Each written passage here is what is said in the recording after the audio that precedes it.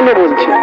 আমি আমার ভগবানকে কোশ্চেন করছি, হে রাম তুমি চলে গেছো, হনুমান তো আছে, তাহলে রামের নামে যে এত মারপিট কাটাকাটি, হনুমান কেন এসে বলছে না রাম নামে কাটাকাটি হয় না, রাম নামে প্রেম হয়?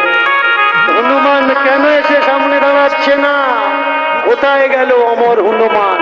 নাকি বর্তমান রাজনীতি আর প্রজা শাসনের নীতিতে হনুমান পর্যন্ত লুকিয়েছে যে রাবণ তো আমার ল্যাজ পোড়াতে পারেনি, মুখটা পোড়াতে পারেনি, এদের কাছে যদি যাই বর্তমান নেতারা যদি আমার পুড়িয়ে ফেলে?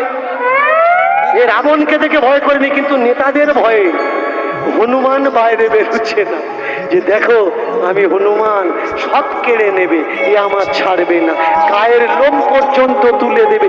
কোথায় হনুমান ভাই?